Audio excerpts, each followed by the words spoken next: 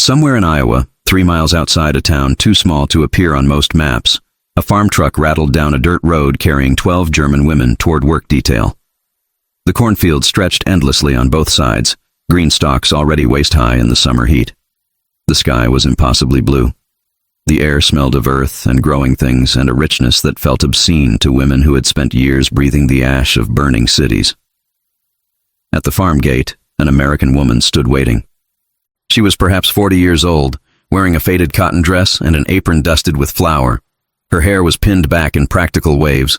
Her hands rested on her hips as she watched the truck approach. And in her arms, wrapped in a blanket despite the heat, was a baby. The truck stopped. The engine cut.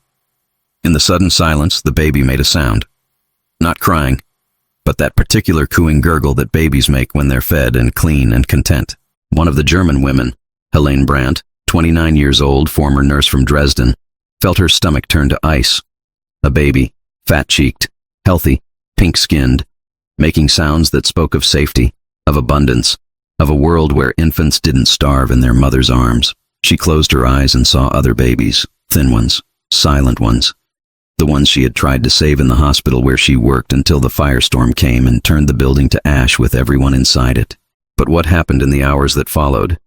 What the American woman with the baby would do, what she would ask, what she would offer, would shatter everything Helene believed about enemies, about motherhood, and about which side of the barbed wire truly meant freedom. Helene Brandt had been a mother twice.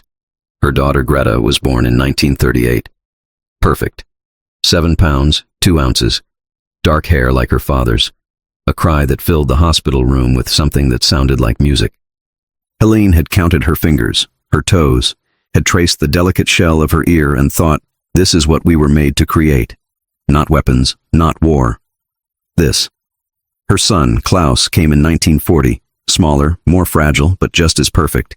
He had his sister's eyes, gray like winter mornings, and a habit of gripping Helene's finger with surprising strength when she fed him.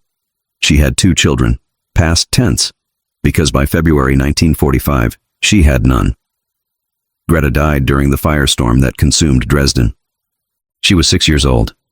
They found her body in the cellar 3 days later, curled against the wall as if sleeping. The smoke had taken her before the flames could. That was what they told Helene. As if it mattered how death arrived when death arrived. Klaus died 2 weeks later, not from bombs, from the aftermath. From the chaos of a destroyed city where hospitals no longer existed and medicine had disappeared, and a 5-year-old boy with dysentery simply dehydrated slowly over 3 days while his mother held him and whispered lies about how everything would be fine. She buried him in a garden that had once grown roses. There was no coffin. There was no priest. There was only frozen earth that she dug with her bare hands until they bled. Now she stood in an Iowa cornfield, staring at an American baby who weighed more than Klaus had weighed in his final week, and something inside her chest felt like it was tearing open. They had been warned about American families. The propaganda had been specific. Americans would use their children as weapons, displaying their health, their abundance, their well-fed faces to humiliate German prisoners. They would parade their babies in front of women who had lost everything, would force captives to care for enemy children while their own starved in occupied zones. They will make you servants in their homes, the briefing officer had said during the final chaotic weeks in Germany. They will make you hold their children, feed them, clean them while your own families die. It is how they break you. By showing you what you have lost and what you can never have again. Helene had filed that away with all the other warnings, some true, some exaggerated, all designed to make capture seem worse than death. But now, standing in the back of the truck while the American woman approached with her baby, she wondered if perhaps this warning had been the most accurate one, because just the sight of that healthy child, that impossible roundness of cheeks and arms, felt like a knife twisting in a wound that had never healed. The guard, a corporal from Nebraska with decent German, called out instructions. You'll be working the vegetable gardens today, weeding, watering, harvesting what's ready. Mrs. Patterson here runs the farm with her husband. You follow her instructions. You work hard. You don't cause problems. Clear? The women nodded. They had learned compliance in the months since capture. Resistance achieved nothing except harder labor and fewer privileges. Mrs. Patterson stepped closer to the truck, the baby still in her arms. She looked at the assembled women with an expression that was neither hostile nor friendly, just evaluating, the way a farmer evaluates livestock at auction. Then she did something unexpected. She smiled. Not a cruel smile, not a mocking smile. Just a simple expression of welcome that looked completely out of place on the face of someone who should have been their enemy. "Welcome to Patterson Farm," she said in English. The guard translated.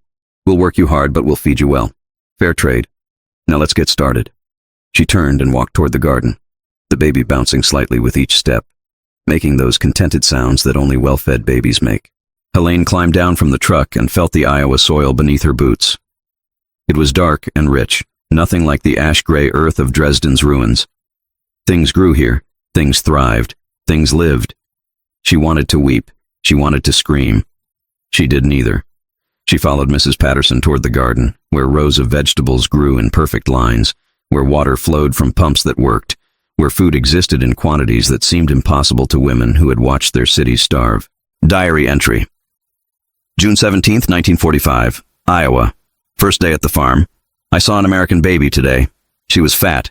Not the healthy roundness I remember from before the war, but fat. Rolls on her thighs, cheeks like small apples, making sounds of contentment while her mother carried her through a garden that has more food in a single row than I saw in Dresden in the last 6 months. I thought of Klaus. How light he became at the end. How his ribs showed through his skin like ladder rungs. How he stopped crying when he no longer had the strength to make sound.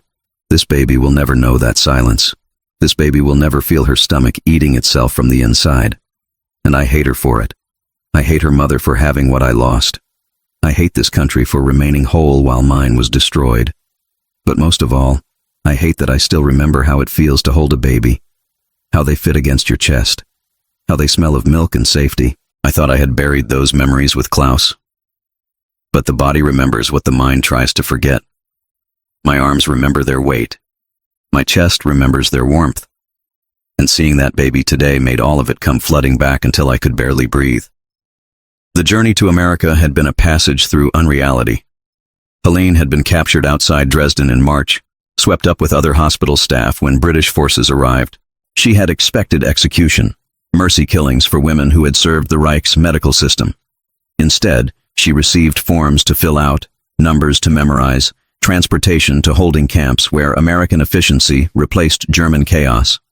The ship crossing lasted 3 weeks. Below deck in hammocks that swayed with the ocean's rhythm, women whispered about what awaited them. Some believed they were being taken to labor camps in remote American territories, Alaska perhaps, or deserts where German prisoners would build infrastructure until they died from exhaustion. Others thought they would be distributed to factories, replacements for American workers who had gone to war. No one imagined farms. No one imagined Iowa. No one imagined standing in gardens so abundant that food rotted on the ground because there was too much to harvest. When the buses carried them inland, past towns that looked untouched by war, past children playing in yards, past shops with windows full of goods that had vanished from German shelves years ago, Helene had pressed her face to the glass and tried to understand. This country had fought the same war, had sent soldiers, had dropped bombs, had killed her husband somewhere in France where his body was never recovered. But the war had never touched their homeland. Their cities stood intact. Their children grew fat. Their gardens overflowed. The inequality of it felt like a physical weight pressing against her chest. The prisoner camp outside the town was nothing like the camps of propaganda nightmares. Barracks arranged in neat rows, fences that were more administrative boundary than prison wall. Guard towers where soldiers read magazines and seemed bored rather than vigilant. They were fed twice daily, meals that contained actual protein, bread that wasn't stretched with sawdust, vegetables that hadn't been salvaged from rot. Some women refused to eat at first, convinced the food was poisoned or drugged. Others, like Helene, ate mechanically, understanding that survival required calories regardless of their source. The work assignments came after a week of processing. Agricultural labor for those with farming experience. Factory work for those with industrial skills. Domestic service for a select few. Women deemed trustworthy enough to work in American homes under supervision.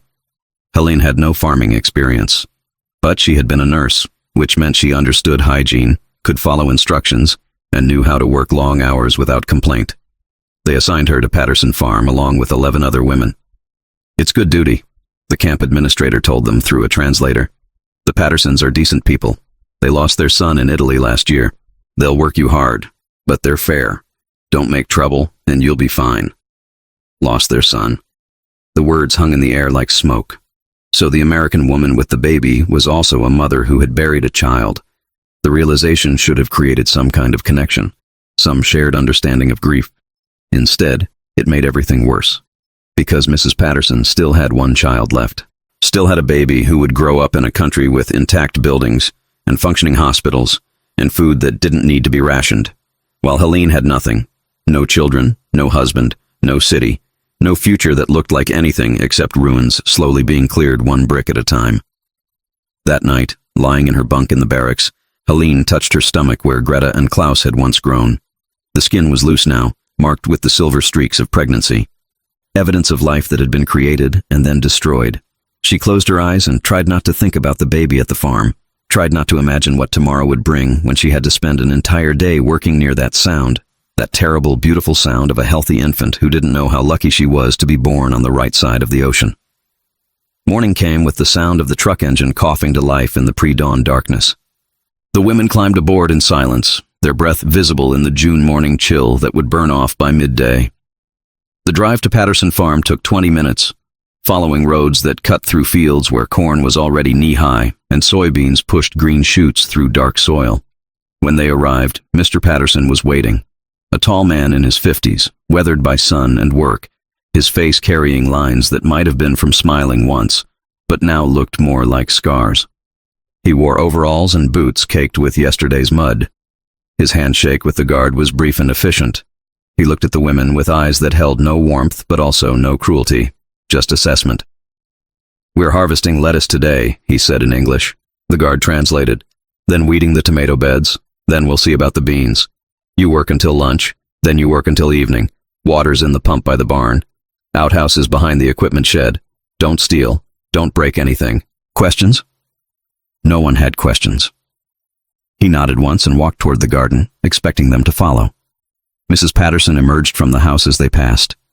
The baby was on her hip now, awake and alert, her small hands grabbing at her mother's collar. The woman had changed from her flour-dusted dress to work clothes, canvas pants and a man's shirt with the sleeves rolled up. Practical, efficient. She fell into step beside her husband, the baby bouncing with each stride, and led them to the lettuce beds where morning dew still clung to the leaves. "Start here," Mr. Patterson said, gesturing to rows that stretched for what looked like a quarter-mile. "Cut at the base, leave the root, stack them in the crates, try not to bruise the leaves." He demonstrated once, his knife slicing cleanly through the stem, the lettuce head coming away whole and perfect. Then he handed the knife to the nearest woman and stepped back. The work began. The sun climbed. The temperature rose. The women moved down the rows with the methodical efficiency of people who understood that speed meant rest, that finishing early meant less time under supervision. Helene worked near the end of the line, her hands remembering a rhythm they had never learned but somehow knew. Cut, stack, move, cut, stack, move. The lettuce was impossibly green, impossibly fresh, each head crisp and whole. In Dresden at the end, lettuce had been a memory. Vegetables came from hoarded jars or not at all. She had fed Klaus watered-down soup made from potato peels, had told him it was special food that would make him strong. He had believed her. Children believe their mothers, even when mothers are lying. Behind her, Mrs. Patterson moved through the garden with the baby still on her hip, checking the women's work, offering corrections in English that the guard translated into German. The baby babbled constantly, a running commentary of sounds that meant nothing and everything. Mama. That was the word she kept repeating. Mama, mama, mama. Each repetition was a small knife. At mid-morning, Mrs. Patterson disappeared into the house. When she returned, the baby was gone. Put down for a nap, Helene assumed. The woman now carried a basket and moved down the line, handing out hard-boiled eggs and slices of bread with butter. "You can't work on empty stomachs," she said through the guard. "Eat, drink water, 5-minute break." The women took the food with the same careful suspicion they had shown everything American. But hunger was stronger than pride, and the eggs disappeared quickly. Helene bit into hers and tasted salt, real butter, the richness of a chicken that had been fed properly. She thought of the eggs they had made in Dresden at the end, powder mixed with water, fried in substitute oil, tasting of chemicals and desperation. This was real. This was abundance. This was what the enemy ate every single day while German children starved. The injustice of it sat in her stomach like a stone. Lunch came at noon. The women expected to eat outside, in the shade of the barn, separated from the family as prisoners should be. Instead, Mrs. Patterson emerged from the house and called out in English. The guard translated, his voice uncertain, as if he wasn't sure he had heard correctly. "Mrs. Patterson says you're to come inside. She's made lunch for everyone. Wash up at the pump first." The women exchanged glances. Inside, into the American house. It felt like a trap or a test or some kind of psychological game they didn't understand the rules for. But the guard was already moving toward the house, and they had learned that hesitation only made things worse. So they followed. The kitchen was large and bright, with windows that overlooked the garden and a table that could seat 12. The smell hit them first. Bread baking, something savory simmering on the stove, coffee brewing in a pot that looked like it had never known rationing. Mrs. Patterson stood at the counter, slicing a roast that made Helene's mouth water involuntarily. Real meat. An entire roast. More protein than she had seen in 6 months. "Sit," the woman said, gesturing to the table. "Don't be shy. There's plenty." Plenty. The word sounded obscene. They sat awkwardly, 12 German women in American work clothes, at an enemy table, while Mrs. Patterson served them sliced beef, mashed potatoes, green beans swimming in butter, fresh bread that steamed when she cut it. The portions were generous, not prison portions, not rationed portions. Family portions, the kind you gave people you actually wanted to feed properly. Helene stared at her plate and felt tears burning behind her eyes. Klaus had died begging for food, had asked if there was more soup, "Just a little more, please, Mama, I'm so hungry." And she had given him the last of what she had and told him that was all there was, and watched him cry himself to sleep with his stomach cramping. And now she sat at an enemy table with more food in front of her than Klaus had eaten in his final week combined. They were halfway through the meal when the baby woke. Her cry came from somewhere deeper in the house, not distressed, just announcing her presence the way healthy babies do. Mrs. Patterson set down her fork, excused herself in English, and disappeared down the hallway. She returned a moment later with the baby in her arms, now changed and alert, and reaching for everything she saw. The woman sat back down at the head of the table and began eating one-handed. The baby balanced on her lap with the ease of long practice. The baby grabbed at her mother's fork, her cup, her napkin. Everything was fascinating. Everything needed to be examined with small, curious hands. Helene watched despite herself. Watched the way the baby's legs kicked with energy that spoke of muscles well-fed and strong. Watched the rolls of fat at her wrists, her ankles. Watched the complete absence of fear in those eyes, eyes that had never seen bombs, never heard screaming, never watched their city burn. This baby would grow up not remembering the war, would hear about it in school as history, something distant and abstract, would never understand what it meant to be hungry, to be cold, to watch people you loved die because there was no medicine, no food, no hope. The privilege of that, the sheer, overwhelming privilege, made Helene want to scream. "Mrs. Patterson finished her meal and stood, the baby still on her hip. She looked at Helene directly for the first time, and her expression was impossible to read. Then she spoke in English. The guard translated. "Would you mind holding her for a minute? I need both hands to clear the dishes." The words hung in the air like a challenge. Helene stared at the woman, then at the baby, then back at the woman. Her mouth opened. No sound came out. She tried in German. "I cannot." "It's just for a minute," Mrs. Patterson said, already moving closer. "She doesn't bite. Well, she might gum you a little, but she doesn't have many teeth yet." She was holding the baby out now, extending her toward Helene with the casual trust of someone who had no idea what she was asking. No idea that Helene hadn't held a child since burying her son. No idea that the weight of a baby was the exact weight of everything she had lost.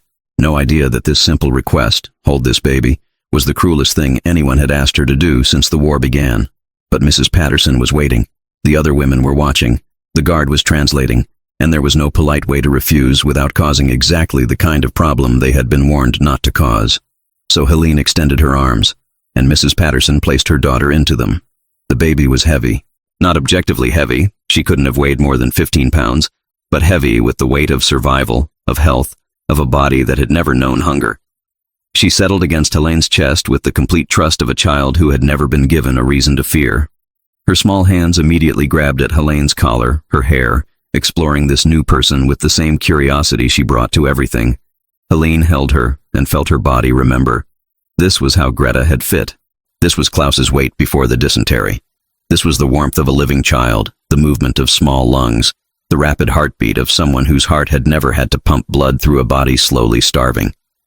The baby looked up at her and smiled. That gummy, toothless smile babies give when they're content and safe and completely unaware of anything except the present moment. And something inside Helene broke. Not loudly, not dramatically. Just a quiet fracture somewhere deep in her chest, the kind that doesn't heal cleanly, that leaves permanent weaknesses in the architecture of a person. She wanted to hand the baby back immediately. She also wanted to hold her forever, to pretend for just a few minutes that this was her child, that Klaus and Greta had survived, that the war had never happened and her family was intact. But Mrs. Patterson was already taking dishes to the sink, moving with the efficiency of someone who assumed her request would be accommodated without question. So Helene stood in an American kitchen, holding an American baby, surrounded by enemy abundance, and tried not to cry in front of 12 witnesses who would report any weakness. The baby babbled something. "Mama, mama," and Helene whispered back in German, "I'm not your mama. Your mama is alive. You're very lucky." The baby didn't understand the words, of course. She just grabbed Helene's finger and held on with surprising strength, the way Klaus used to do when she fed him. The way Klaus did until he didn't have the strength to hold anything anymore. Diary entry. June 17th, 1945. Evening. I held an American baby today. Her mother asked me to hold her while she cleared dishes, as casually as if it were nothing, as if I were a neighbor woman stopping by for coffee instead of an enemy prisoner working her garden. The baby was 15 pounds, maybe 16, fat enough to have dimples in her knuckles. I held her for 3 minutes. 3 minutes that felt like 3 hours, 3 years, 3 lifetimes, compressed into the space between heartbeats. She smelled of milk and soap and safety. Klaus smelled of sickness at the end, of a body consuming itself because there was nothing left to consume. This baby will never smell that way. This baby will grow up strong and healthy in a house with enough food, in a country that wasn't destroyed, with a mother who doesn't have to choose which child gets the last of the soup. I should hate her. I do hate her. But I also, God help me, I also remembered what it felt like to hold a child who wasn't dying, to feel that complete trust, that weight settling against your chest, those small hands grabbing at your hair like you were the entire world. For 3 minutes, I pretended she was mine, that Klaus had survived, that I was still a mother instead of a woman who buried both her children in garden soil. Then Mrs. Patterson took her back, thanked me in English I barely understood, and continued clearing dishes as if nothing extraordinary had happened, as if she hadn't just forced me to feel everything I've been trying not to feel for 4 months. I hate her for that. But I also, and this is what frightens me, I also want her to ask me again tomorrow. The days developed a rhythm that felt both foreign and familiar. Morning truck ride through cornfields turning gold in the summer sun. 8 hours in the Patterson garden, hands deep in soil that smelled of growing things instead of ash. Lunch in the kitchen where the baby babbled and grabbed and existed with the loud confidence of a child who had never learned to be quiet during air raids. And always, every single day, Mrs. Patterson would find a moment to hand her daughter to Helene. "Just for a minute while I check the beans. Hold her while I get the laundry off the line. Can you watch her? I need to help Tom with the tractor." It became routine. Expected. As much a part of the work detail as weeding tomatoes or harvesting lettuce. The other women noticed, of course. In the barracks at night, they whispered about it. Why Mrs. Patterson always chose Helene, why she trusted an enemy prisoner with her child, what it meant. "She's testing you," Greta, one of the other prisoners, suggested. "Seeing if you'll hurt the baby, proving we're not the monsters they said we were. Or maybe," another woman offered quietly, "she's just tired. Babies are heavy. Farms are work. Maybe it's nothing." But Helene knew it was something. She felt it in the way Mrs. Patterson watched her with those unreadable eyes, in the careful way she placed the baby in Helene's arms, as if conducting an experiment whose results she was cataloging in some internal ledger. The baby's name was Sarah. Helene learned this in the second week, overhearing Mrs. Patterson call to her husband. "Tom, can you get Sarah's bottle? She's fussing." Sarah. A biblical name. A name that meant princess, though Helene only knew that because her mother had once considered it for Greta. Knowing the baby's name made everything worse. made her real in a way she hadn't been when she was just the baby, an abstract representation of American abundance rather than a specific human being with a specific identity. Sarah Patterson, 7 months old, born in November 1944, while Helene was still in Dresden watching her city prepare for the end. 3 weeks into the work detail, Mrs. Patterson spoke to Helene directly for the first time. It was late afternoon. The other women were at the far end of the garden, harvesting beans. The guard was smoking by the truck, his attention on a letter from home. Mr. Patterson was somewhere in the barn, fixing equipment, and Helene was sitting on the porch steps, holding Sarah while Mrs. Patterson hung laundry on the line that stretched between two posts. The baby had fallen asleep against Helene's shoulder, her small body completely relaxed, her breath warm against Helene's neck. That particular weight of a sleeping child, trusting, vulnerable, safe. Mrs. Patterson finished hanging a sheet, then turned and looked at Helene with an expression that was different from her usual assessment. Softer, maybe, or sadder. Hard to tell. She sat down on the steps, leaving a careful distance between them, and spoke in slow, clear English. "You were a mother." It wasn't a question. The guard was too far away to translate.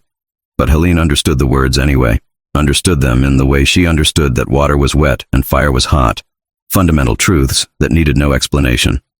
She nodded once. Mrs. Patterson pulled a photograph from her apron pocket. Creased. Handled many times. She held it out. The young man in the photo wore an American uniform. He had his mother's eyes and his father's strong jaw. He was smiling at the camera with the particular confidence of someone who had never been given a reason to doubt the future. "Michael," Mrs. Patterson said, "my son. Killed outside Rome, March 1944. She said it in English, but the meaning crossed all language barriers. Killed. Son. The universal grammar of loss. Helene looked at the photograph, then at Sarah sleeping in her arms, and understood suddenly why she was being chosen. Why Mrs. Patterson kept handing her this baby. She was being shown what remained. What survived. The child who lived while another child died. "I'm sorry," Helene said in German, knowing the woman wouldn't understand the words but hoping she would understand the tone. Mrs. Patterson nodded slowly, as if she had heard anyway. She tucked the photograph back into her apron and stood. "She likes you," she said in English, gesturing to Sarah. "Babies know. They can tell who's safe." Then she walked back to the laundry line, and the moment ended as quietly as it had begun. Diary entry. July 8, 1945. Mrs. Patterson showed me a photograph of her dead son today. He was 21, killed in Italy while my children were still alive in Dresden. We lost our children in different ways, to different causes, but we both buried pieces of ourselves in ground that will never give them back. She keeps handing me her surviving child. I think I finally understand why. She's not testing me. She's not punishing me.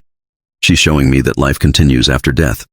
That Sarah exists not despite Michael's death, but because of the choice to keep living after loss. Or maybe I'm wrong. Maybe she just needs an extra pair of hands and I'm reading meaning into simple necessity. But today, holding Sarah while her mother hung laundry, I felt something I haven't felt since Klaus died. Not happiness, not peace, just the possibility of both.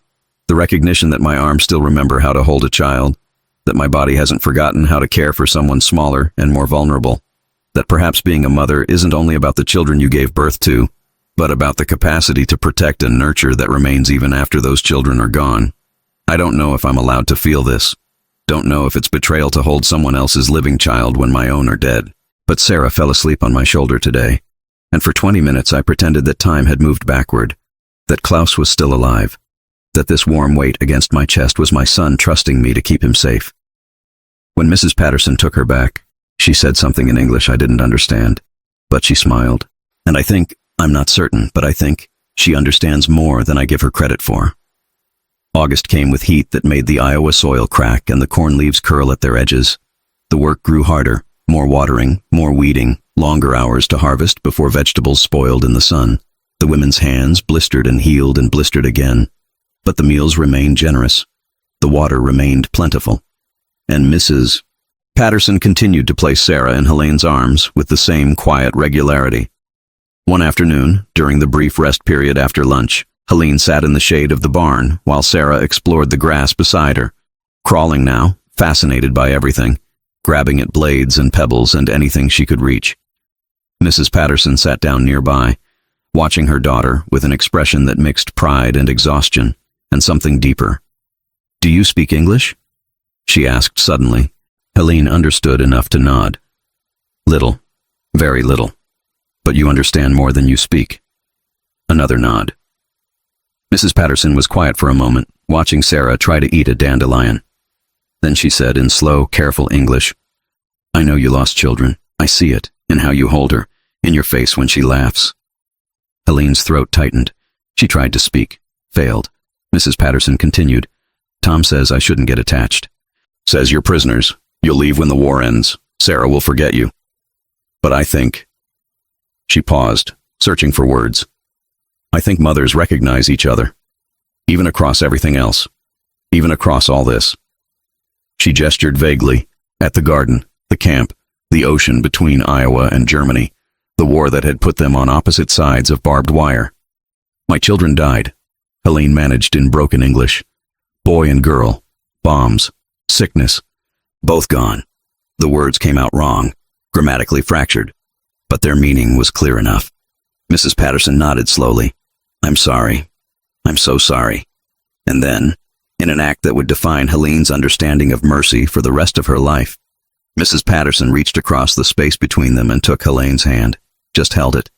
Two mothers who had buried children, two women on opposite sides of a war, connected by the simple human gesture of touch that said, "I see your pain. I recognize it. You are not alone." Sarah crawled over and pulled herself up using Helene's knee, babbling something that sounded like triumph.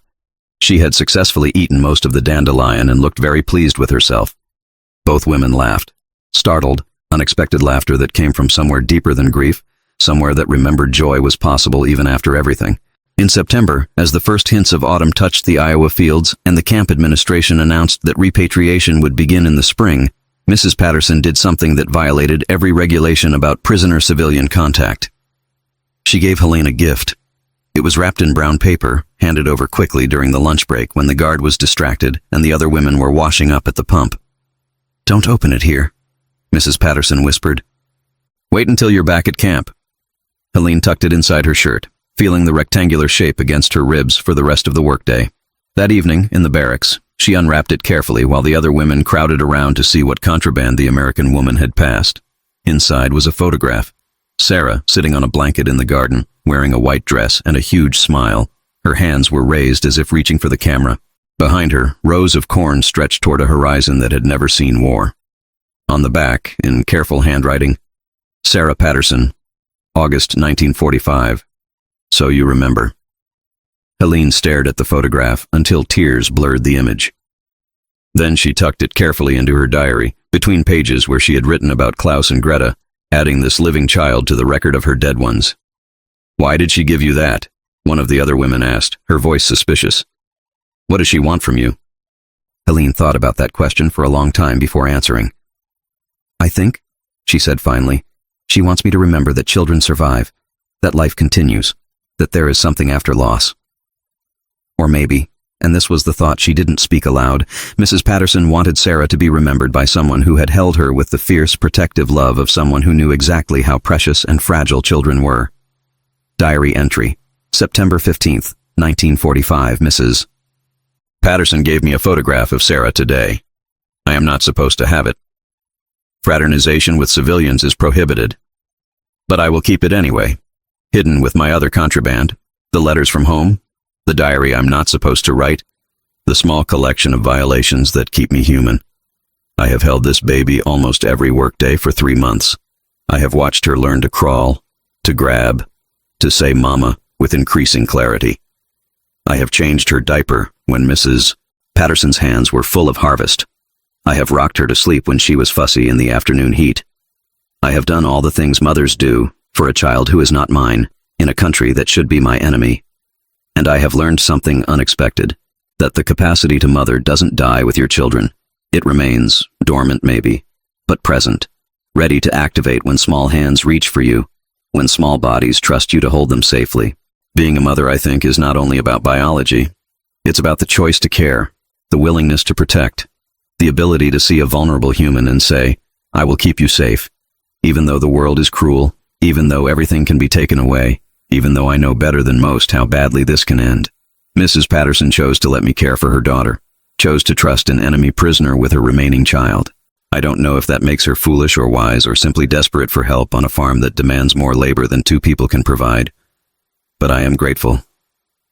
Because holding Sarah has reminded me that my arms still work, that my heart, though broken, can still feel something besides grief, that I am still capable of gentleness toward the innocent. When I go back to Germany, and I will go back, whenever they finally send us home, I will carry this photograph. We'll remember that in the middle of the worst war humanity has ever waged, an American woman trusted a German prisoner with the thing she loved most. And I will try to be worthy of that trust by rebuilding a country where children like Sarah and Klaus and Greta can grow up without knowing war. The first snow fell in November, dusting the Iowa fields with white that would deepen as winter took hold. The garden work ended. The harvest was complete. The women were reassigned to indoor labor, sorting seeds, repairing equipment, working in the camp kitchens where steam from cooking pots created false warmth. Helene didn't return to Patterson Farm after October. She asked about it once. The camp administrator looked at her strangely. Agricultural assignments are seasonal. They'll call for workers again in spring. Why? She didn't answer. Couldn't explain that she missed the weight of a baby on her hip, the sound of a specific child's laugh, the quiet companionship of a woman who had understood grief without needing translation. In December, the official announcement came. Repatriation would begin in March. Women would be transported to East Coast ports and returned to Germany by ship. They would be processed through displaced persons camps, then released to find what remained of their homes. Helene received a letter from her sister in late December. Their parents were dead. The house was gone. Dresden was being rebuilt slowly, but it would be decades before the city resembled anything except ruins.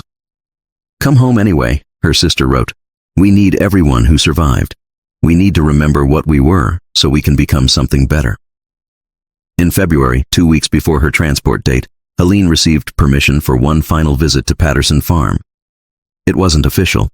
The camp administrator looked the other way when she climbed into the supply truck making a delivery run. The driver, a corporal who had seen her work all summer, didn't ask questions. She arrived at the farm in late afternoon as winter light turned the snow-covered fields blue and gold. Mrs. Patterson opened the door before Helene could knock, as if she had been watching for her. Sarah was on her hip, bigger now, heavier, her face showing the beginnings of personality beyond just infant reflexes. "I knew you'd come," Mrs. Patterson said in English. Helene didn't pretend she didn't understand. They sat in the kitchen where they had shared so many lunches. Mrs. Patterson made coffee, real coffee, strong and hot. Sarah sat on the floor, playing with wooden blocks, occasionally looking up to babble at the women. "I'm going home," Helene said carefully in English. "To Germany." "March," Mrs. Patterson nodded. "I figured. Tom said the camp was processing people out." They sat in silence for a while, watching Sarah build and destroy towers with the focused intensity of someone discovering cause and effect. "She'll forget me," Helene said finally. "Probably," Mrs. Patterson agreed. "She's too young to remember, but I won't forget. And when she's older, I'll tell her about the German woman who held her with such gentleness."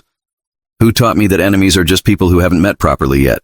Helene smiled despite herself. "In Germany, they taught us you were barbarians, that Americans were cruel, careless with life, interested only in conquest. And what do you think now?" Helene looked at Sarah, at the warm kitchen, at the woman who had trusted her with something precious. "I think," she said slowly, "that war makes us believe lies so we can kill each other without guilt. And that sometimes holding a baby is enough to remember the truth." Mrs. Patterson reached across the table and took her hand again. That same gesture from months ago, simple and profound. "When you get home," she said, "when you start rebuilding, remember that Sarah exists, that we fed you, that we tried to treat you like human beings. And maybe, build something that makes sure our children never have to fight each other." Helene nodded, not trusting herself to speak. She held Sarah one last time. The baby grabbed her hair, her collar, babbling happily, unaware that this was goodbye. Helene breathed in that particular smell, milk and soap and safety, and tried to memorize it, knowing memory was all she would have left. When she handed Sarah back, Mrs. Patterson pressed something into her hand, a small bundle wrapped in cloth. "Don't open it until you're on the ship," she said. "Diary entry." February 28, 1946, last entry from America. Tomorrow I board the ship. Next week I will see Germany again. What's left of it? Today I said goodbye to Sarah. She is 10 months old now, starting to walk, starting to say words that sound almost about it sometimes. About the quality of the knitting, clearly American. About how she had acquired it. She told them the truth. An American mother had given it to her. A woman who had lost a son but chose to trust an enemy prisoner with her surviving daughter. A woman who had shown her that the capacity to care doesn't die with your children. It just waits, dormant, ready to activate when small hands reach for you. In 1963, Helene received a letter from America. The envelope was addressed in careful handwriting. Inside was a photograph, a young woman in a graduation gown, smiling at the camera with confidence and intelligence and life. The note was brief. Dear Mrs. Brandt, my mother passed away last year. Before she died, she told me about you. About how you held me when I was a baby, when you were a prisoner on our farm. She said you had lost children and that holding me helped you remember how to be gentle after war had made you hard. I wanted you to know that I'm graduating from college this spring. I'm studying to be a teacher. I want to work with children, to help them understand that people are more than the countries they come from. I think my mother would have liked that. I think you might too. Thank you for being kind to a baby who doesn't remember you. I don't have those memories, but I carry the story of you. It has shaped how I see the world. With gratitude, Sarah Patterson Whitmore. Helene held the photograph and the letter and looked at the young woman Sarah had become. 21 years old, the same age Michael Patterson had been when he died in Italy. But Sarah lived, survived, thrived, and perhaps that was the only victory that mattered. That some children made it through, that some babies became adults, that life continued despite everything war tried to destroy. She wrote back, a long letter in careful English, telling Sarah about Klaus and Greta, about Dresden, about the blanket that still circulated through her neighborhood, keeping babies warm. She wrote, Your mother taught me that enemies are just people who haven't been given the chance to understand each other. Hold on to that lesson. Teach it to your students. Make sure the next generation knows that the weight of a baby is the same regardless of nationality. That trust is possible even after betrayal. That kindness is not weakness. It's the only thing strong enough to survive war. They corresponded for years after that. Sarah sent photographs, her wedding, her own children, her life unfolding in the same Iowa where Helene had spent one summer learning to be gentle again. Helene died in 1987, in a rebuilt Dresden that looked almost nothing like the city she remembered. She was 81 years old. Among her possessions, her niece found a diary written in cramped handwriting, documenting a year in an American prisoner of war camp. A photograph of a baby in a garden. A white blanket, worn thin but carefully mended, that had kept dozens of children warm. And letters, decades of letters, from an American woman named Sarah, documenting a life lived in peace, in abundance, in a world where war was history instead of present tense. The niece donated everything to a museum focused on wartime experience. The curator who cataloged the items noted that they represented one of the most complete records of German prisoner agricultural labor in American camps. But to Helene, they had represented something else. Proof that even in humanity's darkest chapter, mothers recognized each other across all barriers. That holding a baby could be an act of resistance against everything war tried to teach. That the enemy's child, held with gentleness, became not a symbol of conquest, but a bridge toward understanding that neither side could have built alone. The blanket is still in the museum's collection. White, hand-knitted, showing decades of use and repair. The label reads, Baby Blanket, American Origin, approximately 1940. Carried by German POW Helene Brandt upon repatriation, 1946. Used to warm refugee children in post-war Dresden. Represents cross-cultural humanitarian care during WWII aftermath. But the real label, the one Helene would have written, would say something different. This is what mercy looks like. This is the weight of trust. This is proof that even in war, some women chose to see each other as mothers first, enemies second. And that choice, repeated in small moments across barbed wire fences, saved more lives than any treaty ever could. Because in the end, holding a baby for 3 minutes in an Iowa kitchen became the education Helene needed more than any propaganda could provide. The lesson that all children deserve to survive, that all mothers share the same fears, and that the weight of a healthy infant is the exact weight of hope for a future where enemies become neighbors, prisoners become friends, and war becomes something we tell our children about so they'll know never to repeat it. Like language, She will grow up in Iowa on a farm where food is abundant and bombs are history, and the only war she knows will be what she reads in books. She will never remember me, but I will remember her. Every day for the rest of my life, I will remember the weight of her in my arms, the trust in her eyes, the way she fell asleep on my shoulder as if she knew I would keep her safe. Mrs. Patterson gave me a package to open on the ship. I can feel that it's soft, fabric maybe. I will wait as she asked, but I already know what it will mean, that even in war, kindness is possible, that even between enemies, mercy can exist, that children are children, regardless of which side of the ocean they're born on. I am going home to ruins, to a city that barely exists, to a life that will be defined by reconstruction and scarcity and the slow work of rebuilding from nothing. But I am not going home empty. I carry the memory of an American baby who trusted me, of an American mother who gave me back my capacity to care, of an American farm where, for one summer, I was not a prisoner, just a woman whose arms remembered how to hold a child. That is not nothing. That is everything. The ship sailed east through March storms, retracing the route Helene had taken a year earlier. On the third night, when the Atlantic was relatively calm, she opened Mrs. Patterson's package. Inside was a baby blanket, white, hand-knitted with a pattern of interlocking circles that must have taken weeks to complete. Wrapped in the blanket was a note. Dear Helene, because I learned your name, even though we weren't supposed to use them. This was Michael's blanket. He used it until he was 3, then it went into storage. Sarah never took to it. She preferred the quilt my mother made. I want you to have it. Not as a reminder of loss, but as a promise. That some children survive. That love doesn't end when children die. That maybe, someday, you'll have reason to use this blanket again. If not for your own child, then for a neighbor's baby, a sister's grandchild, someone who needs the warmth of a blanket knitted by hands that understand what it costs to keep children safe.